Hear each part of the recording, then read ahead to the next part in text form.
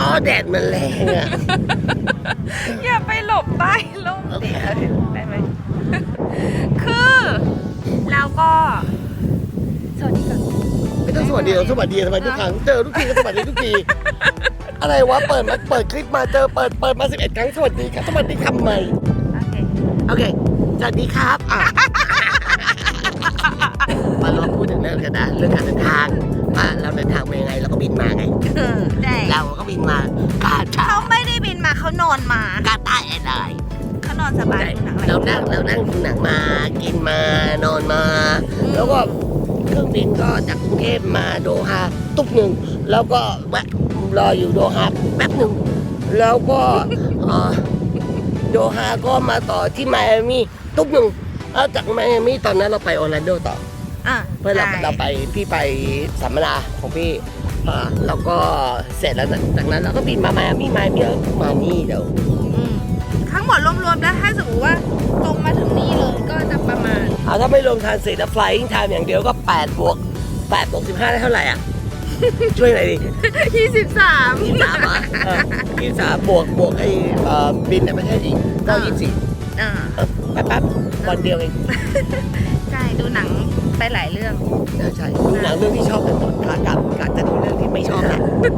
เพราะว่าเรื่องที่ชอบเสียงดูหมดแล้ว เรื่องที่ไม่ชอบกูก็จะดูไง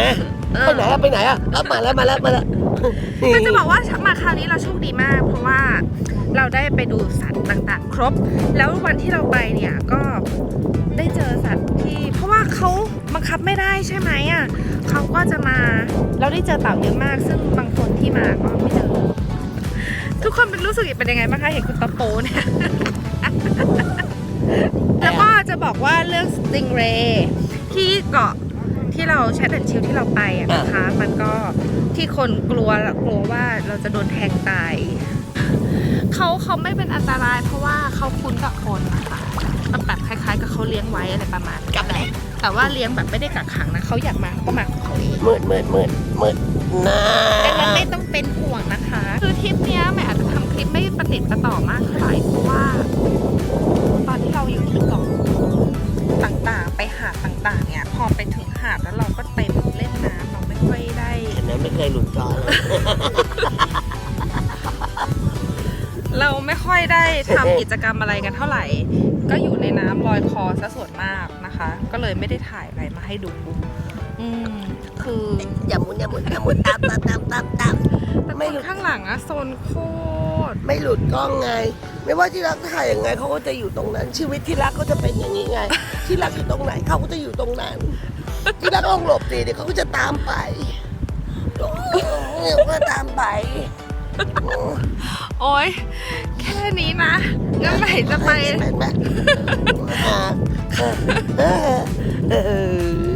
งั้นไม่จะไปแล้วนะคะบายแล้วเดี๋ยวเจอกันทริปหน้าเราจะไปไหนก่อนนะเราคิดว่าเราจะไปฮาวายเป็นทริปที่แทนงานแต่งงานนะคะแล้วจะบอกไว้ว่าถ้าใครได้ดูอินสตาแกรมแล้วแต่ว่าเราจะไม่ได้มีการจัดงานแต่งแล้วนะคะเพราะหมายถึงว่าเราได้แต่งไปแล้วครั้งหนึ่งที่จัดงานที่มาลดีฟตอนนั้นแล้วตอนนี้ใหม่ก็ขอเอาเงินที่จะเอาไปจัดงานแต่งนะคะไปเที่ยวดีกว่านะเป็นเมมโมรี่ของเรา2 คนจะได้ไปเที่ยวสถานที่ที่เป็นอย่างนั้นแหละคนข้างหลังว่าจะเป็นอย่างเงี้ยโอเคงั้นใหม่บ๊ายบายแล้วนะคะเดี๋ยวเจอกันคลิปหน้านะ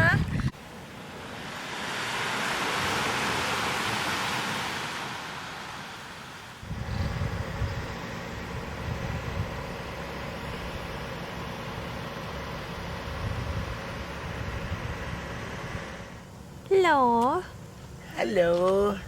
วันนี้เราไปไหนกันคะเราจะไปดูฉลามเราจะไปดูหมูเราจะไปดูอีกัวน่าครับเย้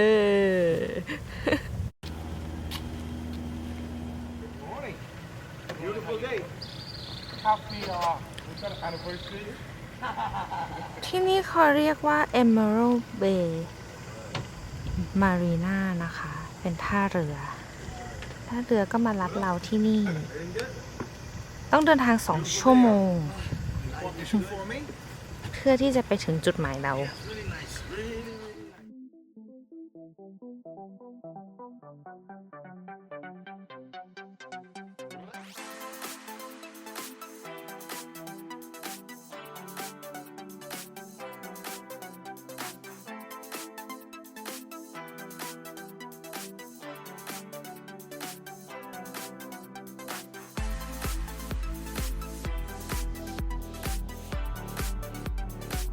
ที่นี่เขาเรียกว่าอะไรนะคะ เขาเรียกว่า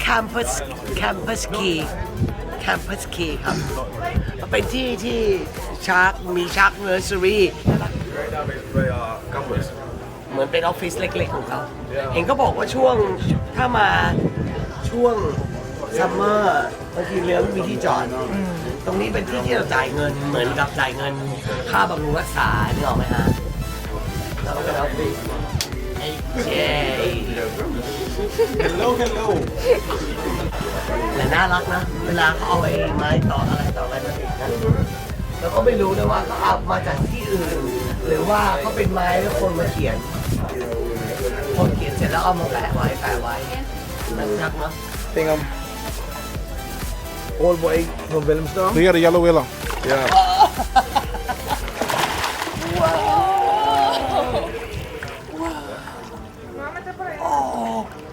I'm still recording. Oh my god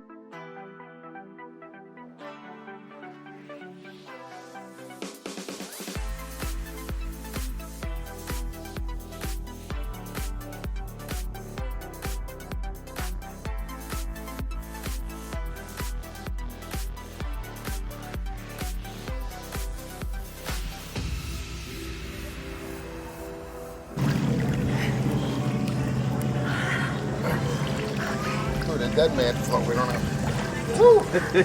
So my cojones. She is loving it. It's a girl, believe it or not. They suck my coconut. Hey, anyway, do you think I'm gonna be strong? The same strong? Yeah. Oh, man, guys. No, I'm talking to you. I hold on to him. เห็นปลาสองตัวนั้นหลับไหมคะ หลังจากรับแขกอย่างพวกเราเสร็จแล้ว เธอก็ไปนอนชาร์จแบต หลับ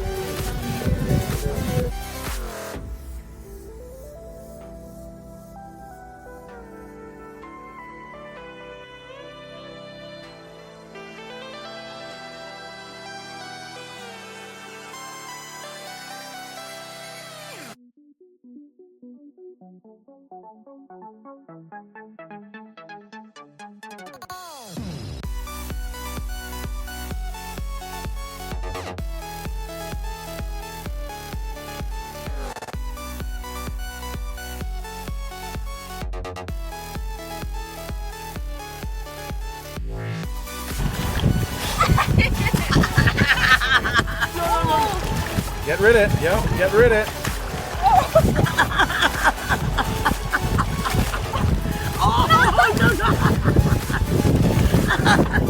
Now here's bread here's finger different bread finger bread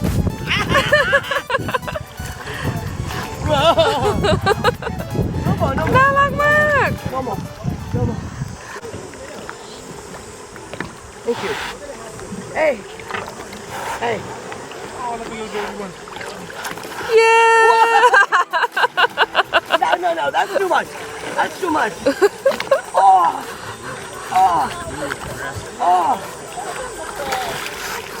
Fine.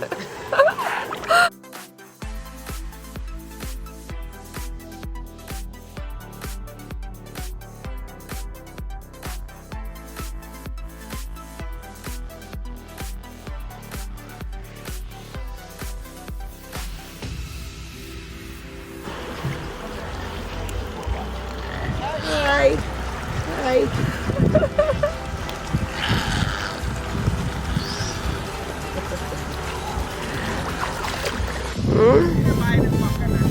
ติดแม่มากอะ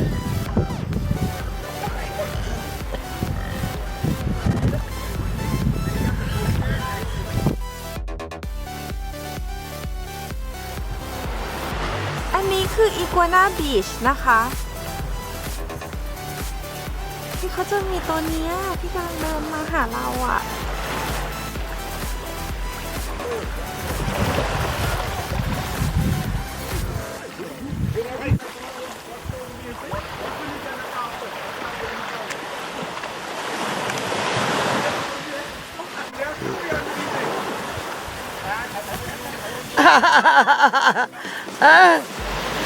Oh god. Oh, that guy sold your nails?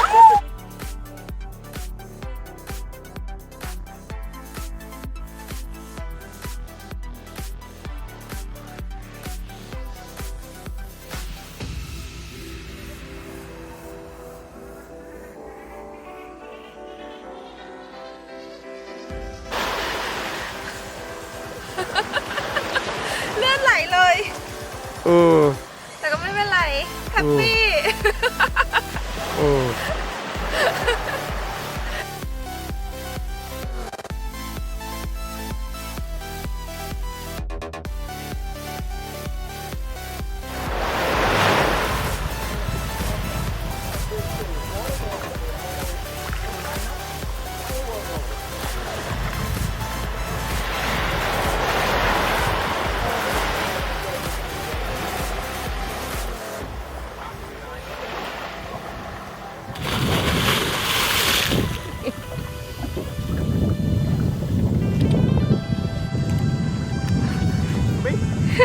นี่แหละค่ะเหมือนเอเจเลย เอาไว้บนหัวเหมือนเอเจเลย So I put this one back. โอเค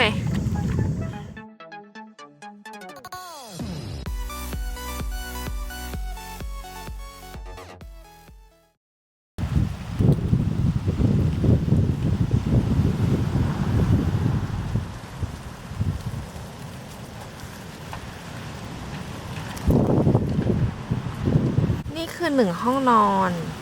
และนี่คืออีก1 ห้องนอนนะคะ เรานอนห้องนี้ นี่ข้างในเป็นอย่างนี้ Thanks so much for your help.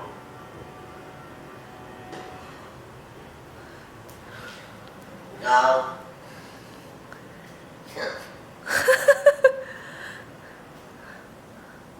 Wi-Fi หมดแล้วอยากออกนอกบ้าน ไหนบอกว่าวันนี้จะพักผิวไง พักแล้วไงตั้งแต่ตื่นมานี่พักยังอ่ะ นี่เพิ่งบ่ายโมงอะนะ บ่ายโมงนี่ตั้งแต่ตื่นมา7 โมงถึงบ่ายโมงนี่ก็6 ชั่วโมงพักผิวมา แล้วอยากจะไปไหน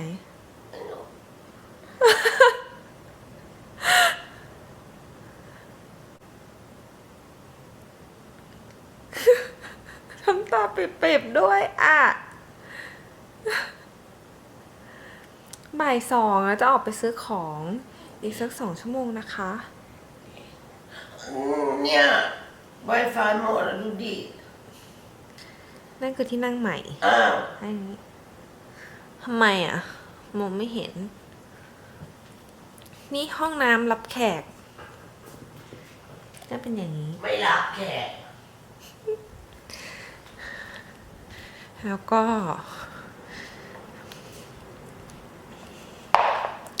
ที่นี่นะ มีเครื่องซักผ้ากับไดรเออร์ให้ด้วย เบบี้ไฟดับเปล่า ไม่นะคะ นี่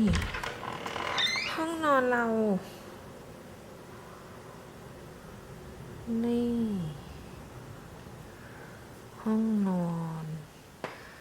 แล้วก็ เสื้อผ้า แล้วก็ห้องน้ำประมาณนี้รกนิด ห้องน้ำเป็นนี้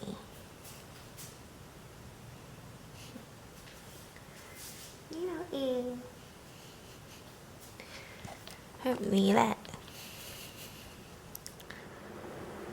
เรากินข้าวตอนเช้าก็จะนั่งตรงนี้กัน นี่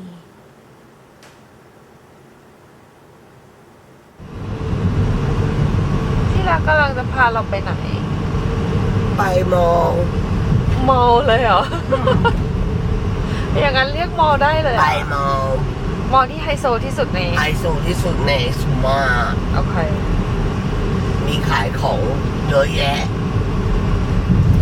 มี beauty products ด้วยมันรู้ดู ขายทุกอย่าง ในร้าน beauty products ขายตั้งแต่ผมเหยียดไปเป็นจนบนผมดำไปจนต้นผมหยิกไปจนงี้ไปจนเน็ตไปจนวิกผมไปจนอะไรหรือเปล่าน้ำแข็ง ไม่เกี่ยวเลย แต่มันมี โอเค อย่ามันตามองไม่เห็นนี่ ก็อย่าใส่สิคะ เพราะมันแสบตานี่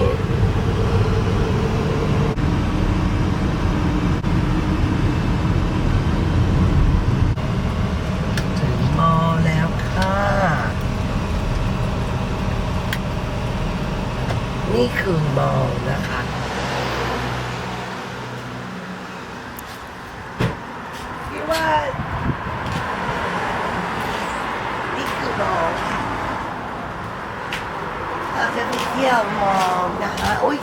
มาสาจด้วยดูดิอาม่าเอามาอย่างนี้มาสาจไหม ไม่เอา ทำหาอะไรทำทุกอย่างแม่ง พี่อยากนอนอ่านหนังสือชิวๆของเขาเนี่ยเขา หนู แฮปปี้อยู่อะทำไมเขาต้องไปทำอย่างอื่น Hello Alright. lots and lots of things up how are you I'm alright. Working, usual. no I'm not finding her I'm looking for a woman what's her name มีแค่นี้แหละ เมื่อกี้โดนอะไรนะ สะพานตำตูไม่ใช่เรือเรา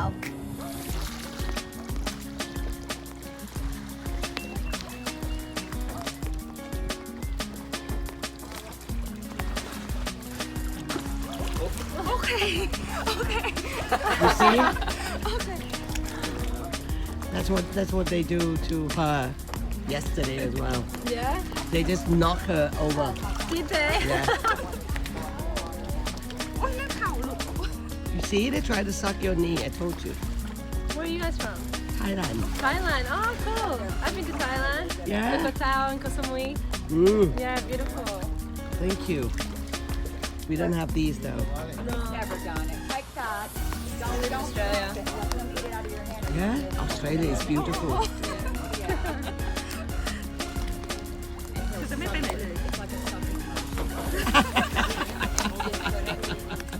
There's a little one, baby. Little one is full today. Feel like she's full. If you come here, it's a bit easier because you can just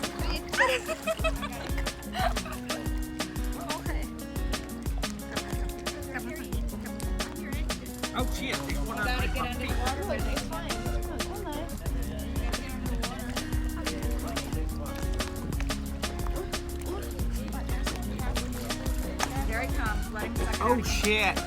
Oh shit! Oh shit! Oh my! Thank you so much. Oh my! Oh my! Do they have teeth? Yes. They bite. Oh yeah. Yes.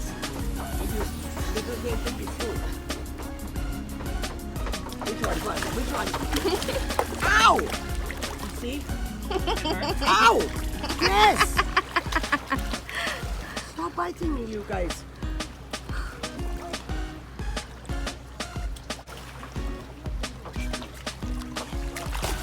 Oh. Baby, your big one is a big bully. Go. Go. อย่าชนเท้าเขามั่นเท้า Everybody go and chew. Go and chew and then come back. There you go. The little one is so cute. นี่นะตัวนี้ ตัวที่ใหญ่สุด Right behind you. มาแล้วนี่นะ Every time. Every time. เขาใหญ่ไงเขาก็เลยพุ่งมาแล้ว Ow. แล้วก็เลยดูดนิ้วเราเข้าไปด้วยค่ะ เราจะรู้สึกถึงฟันทุกเส้น เอ้ย ทุกซี่ อย่าฉกอย่างนั้นสิลูกดีๆก็ได้ ดูมันฉก เนาะ โอเค นี่เหลือแต่ตัวใหญ่ตัวเล็กตัวเล็กสมองมัน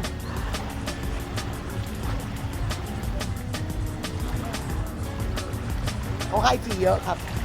อ๋อ ถึงหมดไวอ่ะพี่ทักดูตัวนี้สิดูมันจับกับเขาสิ No, no, not for baby now.